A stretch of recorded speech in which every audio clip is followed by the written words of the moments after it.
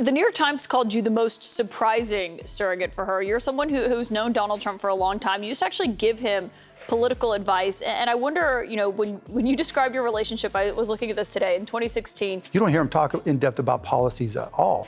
And so you can get by with just sound bites. You can get by with being loud and boisterous and salesy. It's just now it's talking point, talking point, talking point. And I just don't see, you can see he's declined. It's just reality. Father Time is undefeated. What if I told you that Trump's tariffs are basically a Trump sales tax on you? Yep, you heard that right. Mark Cuban's dropping truth bombs left and right, and he's not pulling any punches. Want to know how Trump's brilliant plan could turn your wallet into a sad, empty leather flap? Keep watching. Before we move on, I'd like to ask you a small favor. If you appreciate this content, please take a second to like this video and subscribe to the channel. Over 98% of you watch the videos without subscribing. It costs you nothing, but it makes a huge difference to us. So, did you click the subscribe button? Great, thank you so much. Now, back to the video. Remember when Mark Cuban was all gaga over Trump? Yeah, me neither. It's like trying to remember a time when pineapple on pizza wasn't controversial. But believe it or not, there was a brief moment when Cuban thought Trump was the bee's knees in politics. He saw the orange man as a breath of fresh air, like opening a window in a room full of stuffy politicians. But oh boy, did that love affair crash and burn faster than a reality TV romance? Cuban, being the curious cat he is, decided to take a peek behind the Trump curtain. And let me tell you, what he found was about as pretty as a dumpster fire on a hot summer day. First up on Cuban's things that make you go list was Trump University. Now, calling it a university is like calling a hot dog a gourmet meal. Cuban dug into the details and found that this so-called educational institution was about as legit as a $3 bill. He didn't mince words, folks. Cuban called it out for what it was, a scam that left a trail of disappointed students in its wake. It's like they were promised a fancy steak dinner, but got served a moldy sandwich instead. Do you think voters see it that way? I mean, obviously it was a major issue for Biden. He's not in this race anymore because of it. They don't see Trump the same way? No, not at all, because Trump never is intellectual about anything. When you look at your surrogacy for Harris, you've been out there stumping for her, making the argument for her. You don't hear him talk in depth about policies at all. And so you can get by with just sound bites. You can get by with being loud and boisterous and salesy. I mean, this is our country. It's beautiful, we love it. I'm still part of the older generation, love it or leave it. But wait, there's more. Cuban was just getting warmed up like a comedian before a big show. He turned his attention to Trump Soho, and let's just say he wasn't impressed. It's like Trump was trying to build a fancy sandcastle, but all he had was a bucket of mud.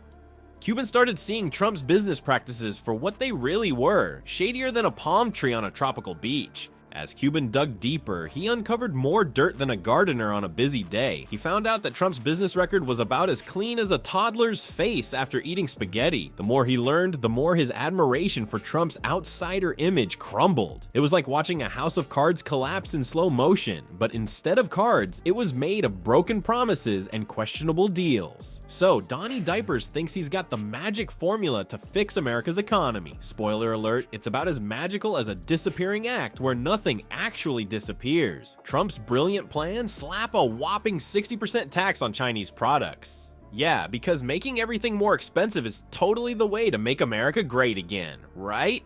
Mark Cuban, our favorite billionaire turned Trump critic, isn't buying this economic snake oil. He's calling Trump's tariff plan what it really is, a Trump sales tax on everyday items. Imagine walking into your local store and seeing prices jacked up by 60%. Those cool sneakers you've been eyeing, now they cost more than a fancy dinner at a restaurant where they actually know how to cook a steak properly, unlike a certain someone who likes his well done with ketchup.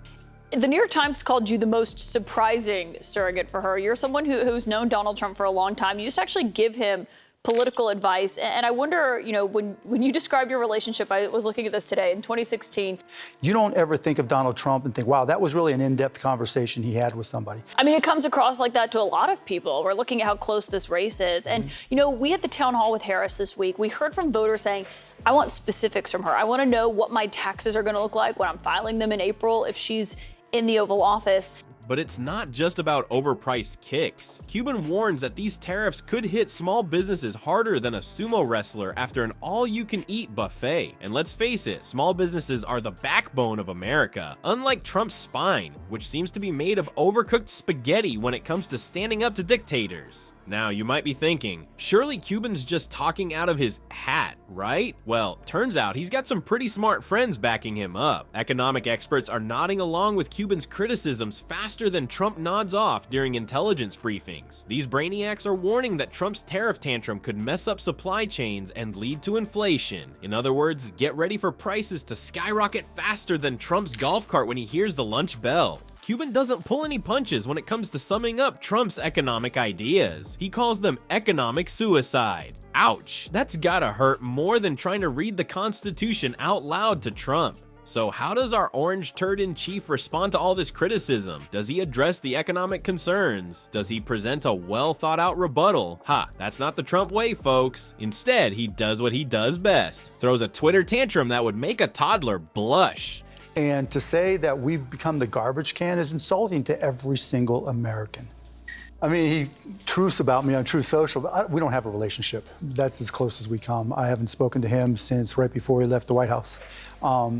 Having known him for 25 years, early on in the early 2000s, you can have a legitimate conversation with him. Yeah, I mean, the weave is on his head and in his mouth and it's not working. You know, he's slowed down. There's no question about it. Trump, in his infinite wisdom, decides the best comeback is to call Cuban a loser and a weak and pathetic bully. Really, Donnie? That's the best you've got? It's like watching a chess match where one player is playing 4D chess and the other is eating the pieces and calling them delicious. Well, folks, it looks like Mark Cuban's got some fresh zingers for our favorite orange-tinted reality TV star turned politician. Cuban's not pulling any punches this time, dropping the F-bomb on Trump. No, not that F-word. We're talking about fascism.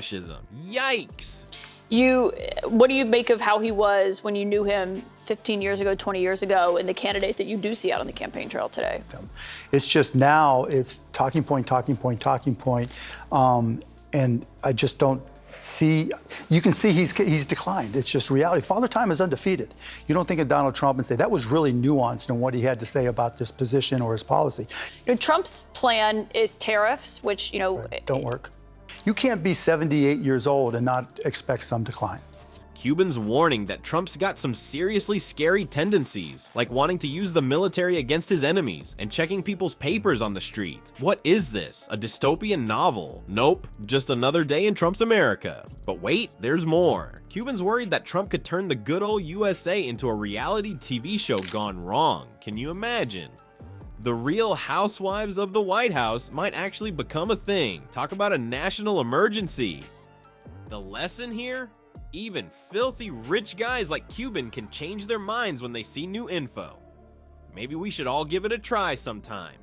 Who knows, we might learn something new, like how to spot a wannabe dictator in a bad toupee.